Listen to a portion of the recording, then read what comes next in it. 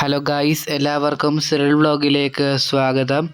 July 21 ചാന്ദ്രദിനത്തിന് സ്കൂളുകളിൽ quiz competition ചോദിക്കാൻ സാധ്യതയുള്ള ക്വസ്റ്റ്യൻസ് ആണ് ഇന്ന് നോക്കുന്നത്. അപ്പം നമുക്കെല്ലാവർക്കും നേരെ വീഡിയോയിലോട്ട് പോകാം.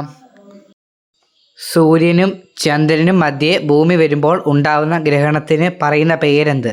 ചന്ദ്രഗ്രഹണം. 2 ഉപഗ്രഹങ്ങളുള്ള ഗ്രഹം ഏതാണ്?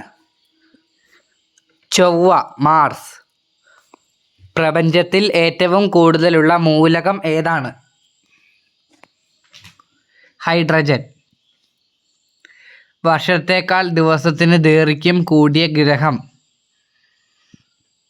ശുക്രൻ, വീനസ്. സൂര്യപ്രകാശം ഭൂമിയിലെത്താൻ എടുക്കുന്ന സമയം? 500 സെക്കൻഡ് അല്ലെങ്കിൽ 8.2 മിനിറ്റ്.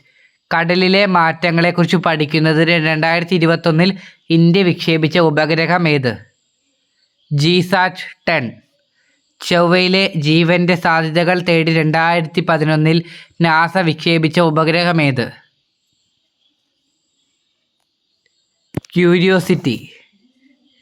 ഏറ്റവും കൂടുതൽ ഉപഗ്രഹങ്ങളുള്ള ഗ്രഹം ഏതാണ്? വ്യാഴം അഥവാ ജൂപ്പിറ്റർ. അപ്പോൾ ഗൈസ്, എല്ലാവരും ചാനൽ സബ്സ്ക്രൈബ് ചെയ്യുക.